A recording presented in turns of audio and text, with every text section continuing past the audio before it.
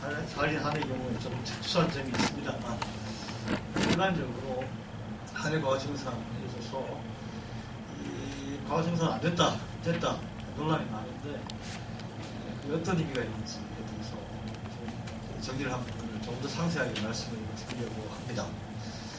그런데 제 발전 자체가 상당히 딱딱합니다. 내용이 몹시 딱딱하기 때문에 가급적 짧게 말씀을 드리고 나중에 시간을 충분히 관계가 더 나을 수도 있겠다 싶은 생각이 듭니다. 자, 그러면 바로 발전에 따라서 말씀드리겠습니다. 오늘 제목이 샌프란시스코 조약과 한일 협정이 되어 있기 때문에 그 조약들의 가장 주목해야 될 조문들부터 먼저 확인을 하고 있습니다. 샌프란시스코 조약은 샌프란시스코 평화조약이라고도 이야기가 되고 있고, 그런데 정식 명칭은 일본국과의 평화조약, 연합국의 일본국과 평화조약이라고 되어 있습니다. 전문에 보게 되면 양자 사이의 전쟁 상태가 존재하는 데 따른 결과로서 지금도 여전히 미해결의 문제를 해결하는 평화조약을 체결한다라고 해서 평화조약을 체결한 목적이 나와 있고요. 제2조에서 한반도의 독립을 승인하고 제주도, 검도, 울릉도를 포함한 한반도에 대한 모든 권리, 권한 및 청구권을 보호한다. 이렇게 되어 있고요. C에서 일본국은 풀을 열도, 그리고 뒤에 나옵니다. 사인의 일부 및 이에 근접한 성들에 대한 모든 권리, 권한 및 청구권을 보호한다고 되어 있습니다. 자, 그래서 이 샌프란시스코 조약 제2조 A에 의해서 한반도에 대한 일본의 권리가 포기되는 것으로 선언이 되는 거죠. 근데 이 A와 C를 비교해 보시면 재밌는 것을 발견하게 되는데, C의 경우에는 살린에 대해서 일본국이 1905년 9월 5일의 포스머스 조약의 결과 주권을 획득한 이라는 수식어가 붙어 있습니다. 그런데 A에서 한반도에 대해서 이게 없어요. 그러니까 이 1910년 이른바 병합조약이라는 것이 혈액이 지금도 문제가 되고 있는데, 그 조약에 대해서 이 샌프란시스코 조약에서는 규정이 안 돼 있다. 그렇죠? 하지만 A와 C를 보게 되면 뒷부분의 표현을 받습니다. 모든 권리, 권한 및 청구권을 포기한다. 누가? 일본국이. 그렇죠? 포기를 한다는 것은 권리가 있었다는 것이 전제가 되는 것이라고 볼 수가 있기 때문에, 그렇게 본다면 C와 마찬가지로 A에 있어서도 한반도에 대한 일본의 권리 자체는 인정하고 들어갔다고 하는 측면이 어떤 내리칩니다. 정확하게 이걸 캐치할 수 있다고 하기는 어렵지만, 또 같은 측면이 어떤 내리친다, 이렇게 지적을 할 수가 있습니다. 그 다음에 제4조 A에서 일본국과 그 다음에 한반도 사이의 권리 문제, 이거는 특별협정으로 특별협정의 주제로 한다라고 되어 있습니다. 청구권협정은 4조 A와 관련이 있습니다. 관련이 있다. 왜냐하면 관련이 있다고 말씀드리는 것은 한국은 이 평화조약의 서명국이 아닙니다. 그렇기 때문에 한국은 평화조약의 구속을 받지 않습니다. 하지만 한국이 스스로 이것에 따라서 하겠다라고 하는 것은 가능합니다. 구속은 받지 않지만 한국 정부는 사실상 이 평화조약을 전제로 해서 청구권협정의 협상을 진행했다라는 것이 실체였다. 이렇게 보는 것이 맞을 것 같습니다. 그 다음에 청구권협정 제목이 깁니다. 대한민국과 일본국 간의 해상 및 청구권에 관한 문제 해결과 경제연대에 관한 협정. 정문을 보게 되면 대한민국과 일본국은 양국 및 양국 국민의 재산과 양국 및 양국 국민 간의 청구권에 관한 문제를 해결할 것을 희망하고 이렇게 되어 있습니다. 그 다음에 제1조에서 전문이 인용이 되었습니다만, 일본국이 대한민국에 대해서 무상으로 3억 장기조리 차관으로 2억 불에 해당하는 일본국의 생산물 및 일본인의 용역을 공유함. 그러니까 3억 불, 2억 불 돈을 온 게 아닙니다. 그러니까 일본의 생산물, 기계, 상품, 그 다음에 일본인의 용역이라는 것은 기술자, 이런 걸 쓰고 본 것이죠. 그러니까 결국 이걸 통해서 한국의 경제가 일본에게 매우 친한 또한 경제가 되었다. 한국의 기계도 전부 다 일본에서 들어왔다. 그 측면이 나중에 문제가 되기도 합니다. 그 다음에 제2조 1에서 충국과 재산 권리 및 이익과 청구권에 관한 문제가 완전히 그리고 최종적으로 해결된 것이 된다는 것을 확인한다. 그 다음에 제2조 2항 2에서 예외를 뒀습니다. 해결된 것이 아닌 예외를 둔 것이 이제 사립과 제일 하위는 문제도 관계가 있습니다. 일반 취약부의 국민으로서 1947년 8월 15일부터 번역정의 서명일까지 사이에 다방 취약국에 거주한 일이 있는 사람의 재산 권리 및 이익 이렇게 되어 있습니다. 그러니까 이 기간 동안 일본에서 거주하는 사람, 그 다음에 살인 한인의 경우에 여기에 포함된다는 것을 뒤에 설명드리겠습니다. 그 사람들의 재산 권리 및 이익이라고 하는 부분은 정권협정에 불구하고 아무런 영향을 받지 않는다라는 것이 예외로 선택된 것입니다. 그 다음에 제3항에서 재산 권리 및 이익에 대한 조치와 청구권에 대해서 어떠한 지장도 할 수 없는 것을 한다. 라는 것이 제3항으로 되어 있습니다. 표현 자체가 일상적으로 쓰는 용어가 아닙니다. 아니고, 그러니까 법률 용어이고, 재앙문의 용어, 매우 딱딱하게 되어 있고요. 이 용어 하나하나에 대해서 해석이 갈리고, 따지고 하면서 지금까지 여러 가지 논란이 전개되었다. 일단 조문에 대해서 그 정도 보겠습니다. 그 다음에 관련해서 합의이사록이라는 게 있는데요. 이건 부속서에 나옵니다. 정권협정의 부속서에 나오는데 거기에 보게 되면 합의이사록의 제2조에 A, C, A, E, G라는 것이 각 항이 나오는데 지금 A에서는 재산 권리 이익이 어떤 거냐라는 것을 정의를 해놓은 것이고요.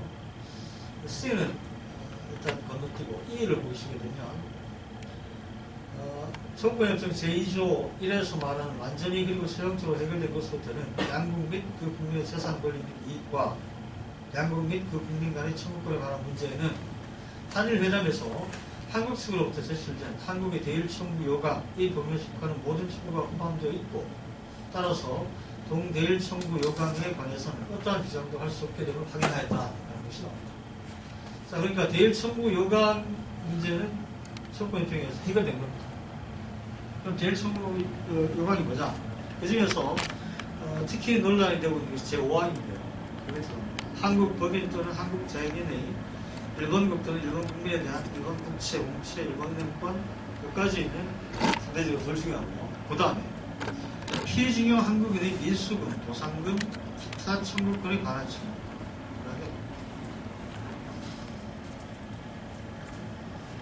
그 뒤에는 조옥입니다. 3, 4가 되는 거예요. 3, 4는 제5항에서 방금 읽은 부분이 있고, 그 다음에 발로 이 내용을 구체적으로 1, 2, 3, 4, 5 해가지고 표시해놨는데, 그 중에 세 번째가 피해징용 한국인 민수금. 그 다음에 전쟁에 의한 피해징용자의 피해에 대한 보상. 자, 이건 강제동원과 관련있습니다. 강제동원 문제가 관련있는데, 이걸 보게 되면, 우리가 지금 이야기하는 강제동원 문제도 정권협정에 의해서 해결된 것이 아니냐라고 하는 그런 인상을 받을 수가 있습니다. 실제로 한국의 국제법학자들 중에서 이 대일 청구 요강에 이와 같은 내용이 포함되어 있고 이게 해결되었다고 합의사록에 규정이 되어 있고 그 다음에 정권협정을 보니까 완전히 그리고 최종적으로 해결되었다. 해결된 것이 된다는 것을 확인한다. 라고 되어 있으니까 그러니까 강제동원 문제도 정권협정에 의해서 다 해결된 거죠. 대상 어쩔 수 없다. 라고 주장하는 사람도 있습니다. 근데 그게 아니라는 것을 제가 뒤에 가서 설명을 드리겠습니다. 자, 이게 이제 소문입니다. 그래서 살인 한인과 관련해서 두 가지가 이제 주요 문제가 되는데, 첫 번째는 귀환 문제입니다. 돌아오지 못했다는 거죠. 두 번째는 배상, 보상 문제인데요. 귀환 문제는 간단하게 보겠습니다. 제2차 세계대전 이후에 살인 한인을 귀환시켜라. 라고 하는, 일본이 책임이 있을 때 귀환을 시켜라. 라고 하는 요구가 있었습니다. 거기에 대해서 일본 정부는 샌프란시스코 조약에 의해서 이 사람들은 더 이상 일본 국적자가 아니다. 일본인이 아니다. 그렇기 때문에 일본 정부가 보호할 권리도 일부도 없다. 이와 같은 식으로 주장을 했습니다. 여기에 대한 비판은 이 부분은 주로 정의적 교수님이 연구하시는데 간략하게 정리를 하면 살인 한인 문제의 세 당사국이 한국, 일본, 러시아인데 그중에서 한국과 러시아는 조약에 서명을 안 했습니까? 이 조약을 근거해서 이 문제에 대해서 접근하는 것은 타당하지 않다라는 비판이 접합되고 있습니다. 그 다음에 샌프란시스코 조약 제2조를 아무리 읽어봐도 국적 변경에 대해서는 아무것도 적혀 있는 게 없다. 그런데 일본 정부가 뒤에 김국재 변호사님께서 말씀하시겠습니다만 통달에 의해서 국적을 상실시켰기 때문에 적절하지 않다고 하는 것입니다. 그 다음에 조약 제2조는 일본의 침략 행위에 따른 일본의 책임을 충고하기 위한 조약이다. 그런데 일본 정부가 이걸 방패로 내세워서 자기의 책임을 회피하려고 한다는 것은 있을 수 없는 일이다. 이런 비판입니다. 그 다음에 마지막으로 사할린 한일 기합 문제는 당시 국제과는 관계가 없다. 관계없이 어떤 원인을 만든 쪽에서 당연히 그 원인에 따른 책임을 다해야 된다. 법의 일반 원칙에 따라서 일본이 책임을 져야 되는 것이기 때문에 국적 문제를 내서서 그 책임을 회피하려고 하는 것은 타당하지 않다. 그런 지적이 있습니다. 그 다음에 제가 주로 말씀드릴 것이 배상보상 문제입니다. 일본 정부는 그 한국인 피해자들에 대한 것은 물론이고 한인의 피해에 대해서도 1965년 청구전쟁에 의해서 해결이 끝났다라고 주장을 하고 있습니다. 이게 일본 정부가 모든 문제에 대해서 내세우고 있는 공식적인 입장에서 65년에 해결이 끝난 문제다. 근데 이 같은 일본 정부의 주장에 대해서는 일단 사할린 한해의 경우에는 특수한 측면이 있다.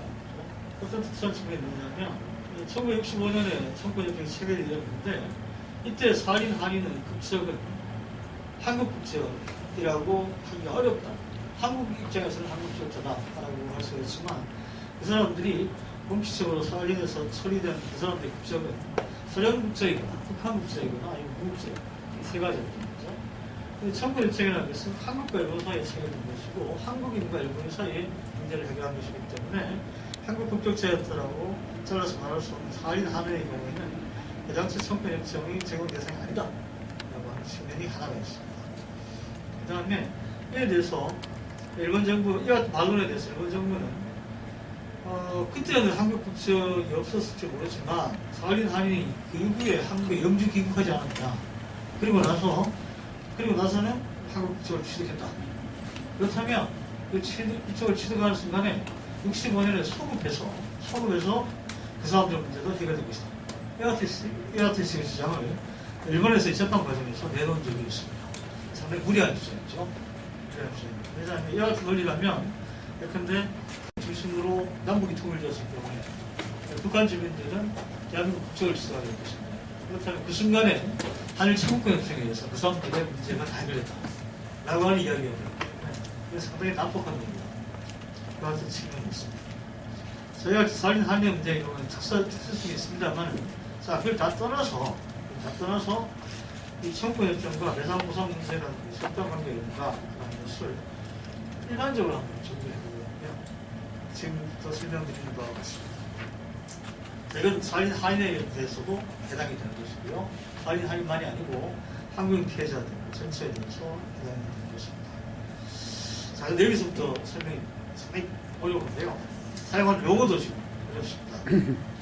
제목이 첫 번째가 청구협정에 대해서 해결된 권리 원인을 물어보겠습니다. 해결은 뭐고 권리는 뭐고 원인은 뭐냐. 다 어려운데요. 해결된 이라는 용어를 선택한 이유는 아까 앞서 말씀드렸듯이 청구협정에서는 청구권 문제가 해결된 것이 된다는 것을 확인한다 이렇게 돼 있어요. 도무지 무슨 말인지 이해를 할 수 없어요. 근데 그 해결이라는 것이 뭐냐를 가지고서 다툼이 있기 때문에 할 수 없이 해결이라는 단어를 쓴 겁니다. 일단 권리에도 맞다운표가 붙어 있는데 이 권리에 맞다운표를 붙인 이유는 청구협정에서는 재산 권리 및 이익이라고 하는 하나의 범주와 선거권이라고 하는 다른 범주를 엄격하게 구별해서 있습니다. 재산 권리 및 이익이라는 것은 법률적인 근거가 있는 실체적 권리입니다. 예컨대 은행에 예금을 들면 예금 증서 그건 법적인 근거가 있는 실체적 권리입니다. 그런데 일본 정부에서 하기를 청구권은 뭐냐? 청구권이라는 것은 예컨대 어떤 사람이 다른 사람을 때렸다. 때렸는데 너 왜 때려? 여기에 대해서 책임져 라고 하면 나 책임 못 지겠어 라고 할 때 결국은 법정에 가야 됩니다. 법원에 가야 됩니다. 법원에 최종적으로 판결이 나게 되면 판결이 나서 때린 사람 당신이 잘못했으니까 손해배상이라 라고 하는 판결이 나면 그때 확정입니다. 예, 그러면서 청구권이라는 것은 그 전까지 확정되기 전까지 단계의 권리가 청구권이고 그다음에 판결에서 확정된다든지 아니면 예금 채권에 의해서 확정된 권리, 이건 재산 권리 및 이익이다. 이렇게 일본 정부가 주장합니다. 채권 입장에서 그 두 가지가 엄격하게 구별되어서 사용되어 있고 그 두 가지 처리가 다릅니다. 그런데 그 양자를 합쳐서 부를 때는 권리라고 부를 수밖에 없는데 그 같은 특수한 내용을 가지는 권리다라고 하는 의미에서 제가 이렇게 반표를 했습니다. 일단 원인이라고 하는 용어를 썼습니다. 원인이라고 해서 뭐냐면, 그런데 어떤 사람이 다른 사람을 때려서 손해배상을 하게 되면 때렸다라는 것이 손해배상 청구권의 원인, 원리입니다. 그런데 제가 지금부터 말씀드리는 것은 정권 협정에서 해결된 권리 원인이라는 게 이게 상당히 애매하다. 그래서 바로 그 때문에 정권 협정에서 도대체 뭐가 해결됐는지 하는 것이 애매하다. 그럼 정리해보자. 것이 이 부분의 제 설명입니다. 정권 협정은 조약입니다.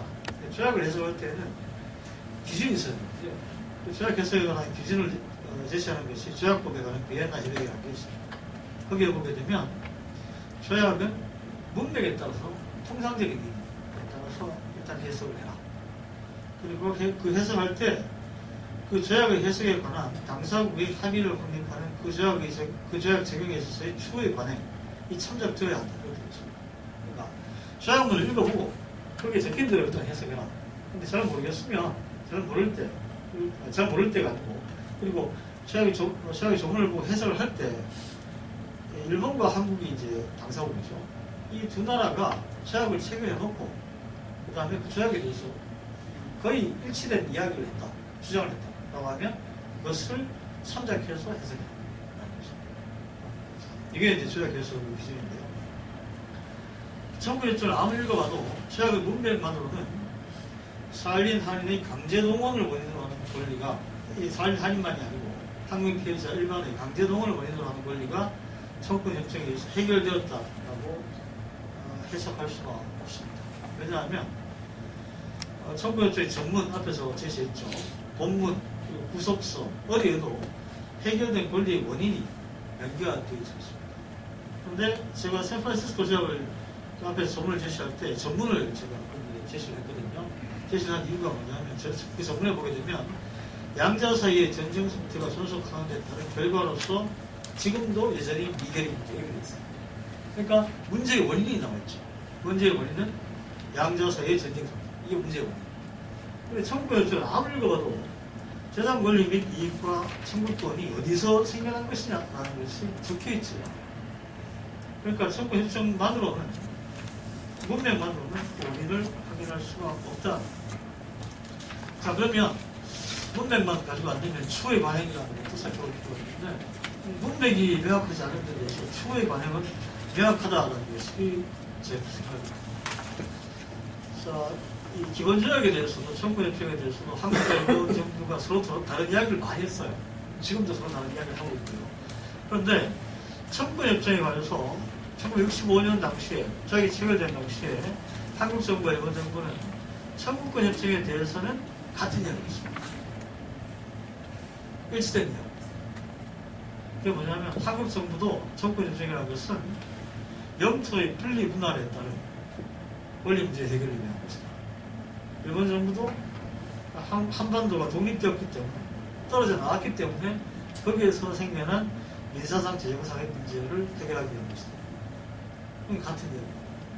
한국 정부 거기 나와 있는 내용 중에서 특히 위에서 5번째를 보게 되면 청구권 문제와 관련하여 흔히 일제의 36년간 식민지적 통치의 대가로서 논의하는 일부의 이견이 있는데, 이것은 한일 간의 청구권 문제는 대상 청구를 포함시킬 수 없다는 근본적 입장을 인식하지 못한 데서 일어난 개념의 혼동이다. 이 말은 무슨 말이냐면 일제의 36년간 식민지적 통치의 대가 문제는 청구협정의 대상이 아니다. 청구협정이라는 것은 영토의 분리 분할에 따라서 생겨난 민사적, 재정적 문제의 해결을 위한 것이다. 영토의 분리 분할이라는 것은 원래 하나였던 땅이 아니었습니다. 이 말은 원래 하나였다라고 하는 것의 불법성이라는 것이 문제성장입니다. 뒤집어서 말하면 원래 하나였던 땅은 일단 있었다. 그러니까 다시 말하면 합법적이었다라는 것을 전제로 하고, 그게 둘로 갈라졌기 때문에 생겨난 문제를 해결하기 위해서 해결된 것이 청구입니다. 예를 들어서 일제강점기 뒤에 한반도에 있었던 사람이 일본 한반도에 진출해 있는 일본 은행에 예금을 들었다. 예금을 들었으면 예금 증서에 따른 권리가 있는 거예요. 그런데 1945년 8월 15일에 이 은행이 일본으로 가버렸다. 그럼 이 사람 예금 못해요. 이 사람 예금 못해요. 이게 정부협정의 대상입니다. 하나였던 땅이 둘로 갈라져서 생겨난 민사상 대형사입니다. 그러니까 이 정부협정이라서 기본적으로 35년간의 한반도 지배가 불법이 아니었다는 것을 전제를 하고 있다. 이렇게 해석할 수 있다고 저는 생각을 합니다. 그런데 어쨌든 간에 추후의 관행, 한국 정부와 일본 정부의 추후의 관행은 일치를 합니다. 이것은 영토의 분리 분할에 따른 대형상 민사상의 문제입니다. 거기에는 식민지 지배와 직결된 문제가 포함되어 있지 않습니다. 그런데 강제동원은 식민지 지배와 직결된 문제입니다. 그렇기 때문에 강제동원을 원인으로 하는 권리는 청구협정의 대상이 아니었다라는 것이 제 결론입니다. 자, 그럼 이렇게 해석할 경우에 문제가 되겠습니다. 앞서 살펴본 대일청구요강 제5항을 보게 되면 피지형 한국인의 비수금, 보상금 및 기타 청구권의 변제가 되어 있지 않냐. 그런데 강제동원을 원인으로 하는 청구권 권리가 해결되지 않았다는 것은 무슨 말이냐. 근데 저는 여기에서 징역이라는 것과 강제동원이라는 것을 엄격히 구별해서 볼 필요가 있다고 생각합니다. 이 두 가지는 과거에서 이야기할 때 막 섞여서 이야기되죠. 그리고 그냥 징역이라고 하지 않고 흔히 강제징역이라고 얘기합니다만 강제징역은 법률적인 용어가 아닙니다. 아니고요. 징역이 법률적인 용어고 그 다음에 강제동원 혹은 강제노동이라는 것이 법적인 용어로 정해져 있습니다. 징역과 강제동원을 엄격히 구별해서 보자는 것이 제 주장이고요. 징역이라는 것은 일제의 국민징역령이라는 것이 있었어요. 거기에 따라서 이루어진 것이 징역. 강제동원은 국민징역령이 애당초 불법이다 라는 것을 진짜로 해서 생각할 때 강제동원. 이 양자는 명백히 구별되는 것이죠. 그렇게 본다면 대일청구요강 제5항에 있는 내용은 징역을 근거합니다. 국민징역령에 보게 되면 임금을 주도록 되어 있었고요. 그 다음에 가족들, 그 사람이 상해를 입었을 때, 그 다음에 가족들이 생기가 어렵게 되었을 때 일정한 보상 조치를 취할 수 있도록 되어 있었어요. 그러니까 그거다. 그런데 강제동원이라는 것은 아무런 법적인 근거도 없이 사람을 끌고 와서 강제로 노동을 시켰다는 것이기 때문에 전혀 다른 개념이고 강제동원을 원인으로 하는 권리는 청구협정의 대상이 아니었다는 것이 제 해석입니다. 저희 같은 해석은 한국 정부에 의해서, 한국 대법원에 의해서 확인했습니다. 2005년 민간공동위원회 결정에서 한일 청구협정은 기본적으로 일본의 식민지배 배상을 청구하기 위한 것이 아니었고 샌프란시스코 조약 제4조에 근거하여 한일 양국 간 재정적, 민사적, 채권 채무 관계를 해결하기 위한 것이었습니다. 살인, 농포, 원포 피해자 문제도 한일 청구협정 대상에 포함되어 있지 않은 일본군 위안부, 저 이중을 바뀌었는데요. 일본 위안부가 포함되어 있지 않다라고 하고, 그 다음 이어서 살인, 농포 문제도 포함되어 있지 않다고 합니다. 한국 정부의 입장에 따르면 살인, 한인 문제는 청구협정 대상이 아닙니다. 게다가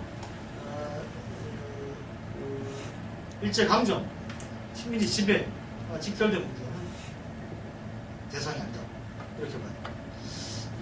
민간공동위원회 결정은 좀 애매한 부분이 있습니다. 그 부분은 좀 시간이 없어서 넘어가기로 하고요. 그 다음에 대법원 판결 2012년 5월 24일에 보게 되면 대법원 판결에서도 강제동원을 원인으로 하는 손해배 상층노동에 대해서는 청구협정에 의해서 해결되지 않았다. 개인 청구권도 소멸하지 않았고 개인 청구권을 지켜줄 국가의 외교보호권도 포기되지 않았다. 라고 확인하고 있습니다. 여기까지가 원인이고요. 그 다음에 해결된 권리의 주체. 누구의 권리가 해결됩니다. 뒤집어서 말하면 한국과 일본이 조약을 체결했으니까 한국의 권리는 해결됐겠죠. 근데 문제가 되는 것은 한국인 개인의 권리입니다. 자, 그럼 한국의 권리가 해결됐는데 한국인 개인의 권리는 왜 따지느냐? 이 부분에 대해서는 주로 일본 정부가 만들어 놓은 논리입니다만 일본 정부의 논리에 따르면 그렇습니다. 자, 일제강점기 때 한국인, 조선인, 그때 조선인이었죠. 조선인 개인이 어떤 권리를 가지고 있다. 일제강점기 때가 아니고 한국인이 일본에 대해서 어떤 권리를 가지고 있다. 라고 하게 되면 그 권리는 두 가지 측면이 있다. 일단 내가 권리를 가지고 있다면 나의 권리라는 게 하나입니다. 그 다음에 나는 한국인입니다. 한국 정부가 내 권리 실현하기 위해서 일본 정부에 대해서 요구할 수 있다. 이 두 가지가 있다. 그러니까 나의 권리 위에 두 개의 권리가 생긴 거죠. 나 자신의 권리와 대한민국의 국가 외교보호권 두 가지가 생깁니다. 그런데 지금 문제가 되는 것은 나 자신의 권리. 이게 어떻게 됩니까? 외교보호권이라고 해서 국가가 가지고 있는 것이니까 한국과 일본이 제약을 체결했으니까 대한민국이 포기하는 게 맞다. 그럼 내 권리는 어떻게 됩니까? 라는 것이 문제가 됩니다. 자, 이 부분에 대해서는 설린 한의의 경우에는 이것은 김대호 선생님과 같은 내용입니다만 1900 제2조 2A에 예배가 규정이 되어 있습니다. 그러니까 일정 기간 동안 일본에 거주했던 사람은 1900 대상 아니다라고 되어 있는데 설린 한의의 경우에는 일본에 살았던 것은 아니지만 그 사람들이 설린 살았던 기간은 관련 자료에 비춰본다면 일본에 살았던 걸로 간주할 수가 있기 때문에 살인 한의의 경우에도 2조 2의 A에 예외에 해당해서 척도협정에 의해서 그 사람들의 권리가 해결된 게 아니다 라고 봐야 된다 라고 일단 주장할 수 있습니다. 그렇지 않다 하더라도 라고 하게 되면 살인 한의만이 아니고 한국의 피해자 전부가 대상인 거죠. 그렇지 않다 하더라도 척도협정 해석상 개인의 권리는 소멸되지 않았다고 봐야 한다 라는 것이 제 생각입니다. 일단 이 부분에 대해서 조약의 문맥이 명확하지 않습니다. 개인의 권리가 소멸되었냐 안 되었냐. 첨부협정을 보게 되면 해결된 것이 된다는 것을 확인한다고 나오고 있습니다. 그런데 일본이 다른 나라들과 체결한 조약을 보게 되면 전부 다 권리를 포기한다는 것입니다. 그 부분에서 내용이 다릅니다. 그 다음에 첨부협정 합의사록을 보게 되면 재산 권리 및 이익에 대해서 조치를 취할 수 있다고 되어 있습니다. 만일 청구협정 자체에 의해서 권리가 소멸됐다면 거기에 대해서 조치를 취한다는 것은 논리적으로 있을 수가 없죠. 소멸되어 버렸습니다. 그런데 조치를 예정했다. 조치를 예정했다는 것은 청구협정 자체에 의해서는 권리가 소멸되지 않았다는 것을 전제로 할 때에만 가능합니다. 그렇게 해석할 때도 청구협정에 의해서 개인의 권리가 소멸되지 않았다. 그 다음에 청구협정 제2조 1항과 3항의 주어를 보게 되면 양치합국이라고 양치합국이라고 해서 대한민국과 일본하고 대한민국은 해결된 것이 된다고 수표한다고 하긴 했지만 거기에 양국의 국민이라는 것이 포함되어 있습니다. 그 점에서도 조약의 조문만 봐가지고는 개인의 권리가 해결됐느냐 안 됐느냐라고 생각하지 않다 이렇게 볼 수 있습니다. 그런데 이 점에 관해서 앞서의 경우와 마찬가지로 추후의 관행은 명확하다는 것이 제 생각입니다. 특히 일본 정부는 시정일관, 청구협정에서 해결된 것은 국가의 외교보호권만이다. 개인의 권리 해결은 안 된다. 라고 주장했습니다. 물론 거기에 특정 배경이 있습니다만 그건 나중에 혹시 기회가 있으면 설명하겠습니다. 근데 한국 정부도 초기에는 그렇지 않았습니다만 1990년대 이후에 일본 정부와 똑같은 주장을 해왔습니다. 양국 정부가 똑같은 주장을 합니다. 양국 정부의 똑같은 주장이 뭐냐? 청구협정에서 해결된 것은 국가의 외교보호권이고 개인의 권리는 소멸되지 않았다. 자, 그럼 이게 추후의 관행이죠. 추후의 관행은 조약을 해석할 때 참작해야 됩니다. 그걸 참작해서 조약을 해석하게 되면 개인의 권리는 소멸되지 않는다는 것입니다. 물론 일본 정부는 2000년에 와서 주장의 변화를 가했습니다. 어떤 식으로 했냐면 1990년대에는 청구협정에서 개인의 권리는 소멸되지 않았다. 그럼 개인은 재판소에 가서 고소할 수 있다. 판결이 나오면 그 판결을 보고 일본 정부는 내려가겠다. 이런 식으로 했는데 2000년대 와서는 한국과 한국 국민이 일본에 대해서 청구를 하더라도 우리는 청구협정에 의해서 응할 의무가 없다. 이런 식으로 사실상 권리가 없는 것을 같은 식으로 주장을 바꾸게 됩니다. 이런 주장을 바꾸게 된 이유는 상당히 복잡합니다만 애당초 일본 정부가 조약 자체에 의해서 권리가 소멸되지 않았다라고 주장했던 이유는 자, 일본이란 나라가 다른 나라와 조약을 체결해서 자기 나라 국민들의 권리를 소멸시켰단 말이에요. 그러면 일본 국민들이 정부가 소멸시켰으니까 정부가 대신 대상이라 보상이라 라고 소송을 제기해. 어떻게 할까? 아니 우리는 조약에 의해서 당신들 권리를 소멸 안 시켰어. 단지 외교 보호권만 포기한다. 당신들 권리 살아있어. 그러니까 당신들이 그 나라에 가서 물어봐. 이런 식으로 대응하기 위해서 원래 그 논리를 만들었어요. 그랬는데 일본 국내 재판에서는 그게 못 가져가는데 이 일본군 위안부 피해자들이 미국에서 소송을 제기합니다. 미국에 가서 그 이야기를 하게 되면 미국 판사가 뭐라고? 조약에 의해서 권리가 소멸 안 됐어? 그럼 남아있네. 그럼 당신들 책임져. 라고 해버릴 거다. 미국에서 시스템을 폐쇄할 수도 있는 상황이 전개가 됩니다. 그래서 2000년에 들어서 일본 정부가 사실상 권리가 소멸된 것과 같다라는 식의 해석을 주장을 하게 됩니다. 주장을 바꿔요. 상당히 괘씸한 일이죠. 괘씸한 일인데 하지만 제가 주목하는 것은 2000년에 와서도 일본 정부는 개인의 권리가 소멸했다고 하잖아요. 단지 우리가 응할 의무가 없다라고 말합니다. 이건 2007년에 일본 최고재판소의 판결에서도 마찬가지입니다. 내용이 약간 다릅니다만 이번 일본 최고재판소 판결에서는 청구권 협정, 이건 물론 평화조약에 대한 해석입니다만 청구권 중에도 그대로 일본 최고재판소는 적용된다고 생각하고 거라고 보기 때문에 이 말씀을 드리면 포기된 것은 소권이다. 소송을 제기할 권리. 그것만 포기된 것이고 권리 자체가 포기된 거다. 라고 하면 상당히 그 말장난 같은 것 같은 거예요. 그러니까 법원에서 당신 권리가 있어 라고 해줄 수는 없다. 하지만 당신 권리는 있다. 이게 무슨 말일까? 자, 이상한 것 같은데요. 차이가 있어요. 권리가 소멸됐다라고 하게 되면 일본 정부가 그래 우리가 생각해보니까 당신의 말이 맞는 것 같다. 우리가 배상할게 라고 할 수가 없어요. 왜냐하면 그렇게 되면 일본 정부가 돈을 내게 되면 일본 국민이 왜 법적인 근거도 없이 돈을 준다고 할 거예요. 그런데 소송을 통해서는 구제를 받을 수 없지만 권리는 남아있다고 했을 때 일본 정부가 어느 날 갑자기 개화 찬성해서 우리 국가에서 돈을 줄게 라고 해도 일본 정부는 거기에 대해서 일본 정부 국민에 대해서 별로 책임질 일이 없다. 왜냐하면 권리는 남아있으니까 권리란 근거에 따라서 돈을 주는 것입니다. 그 점에서는 차이가 있습니다. 그러니까 일본 정부 자진해서 구제를 할 경우에 그때 그 의미가 달라진다는 것입니다. 상당히 복잡한 이야기인데요.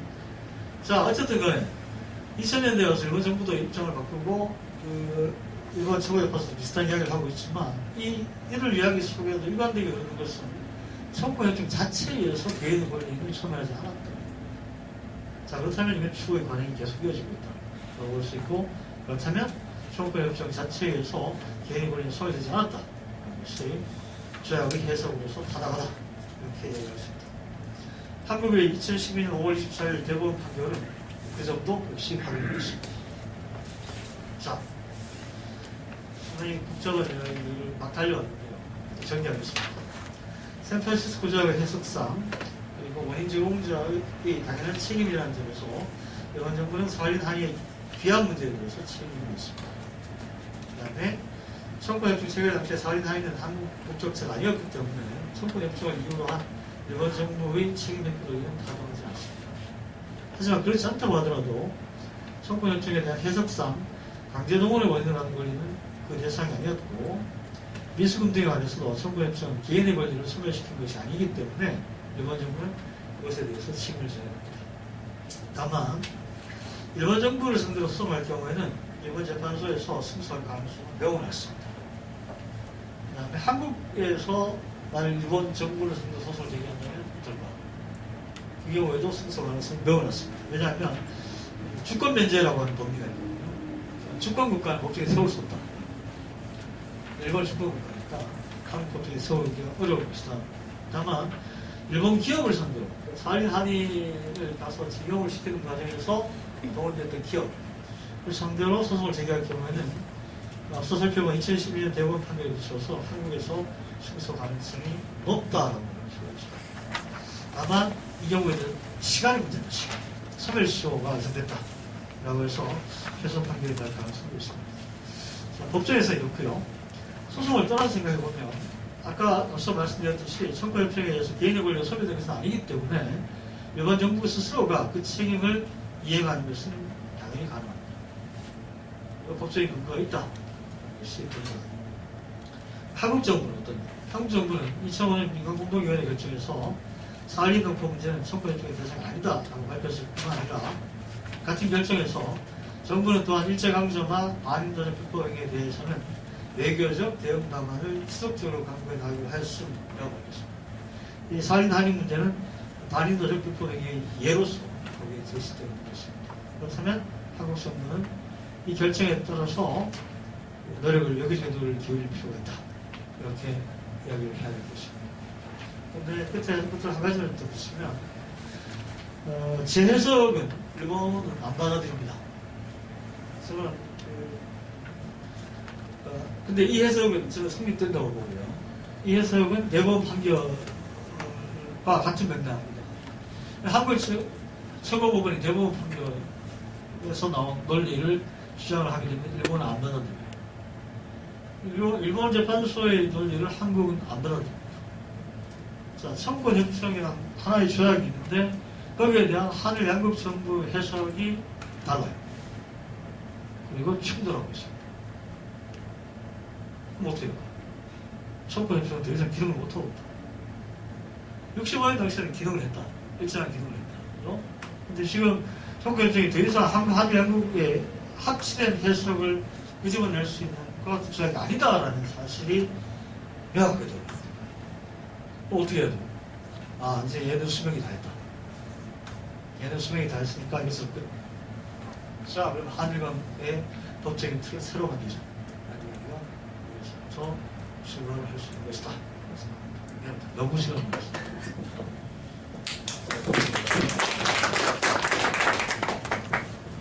어렵죠. 근데 궁금한 점들이 있으면 이후에 발제를 하신 이후에 앞으로 좀 전문가나 하고요.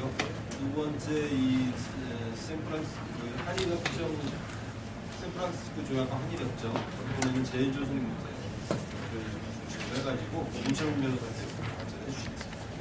네, 저는 앞서 김찬욱 교수님께서 그 협정 내용 자체는 설명해 주셨기 때문에 그 제일 본인 문제를 중심적으로 말씀드리겠습니다. 우선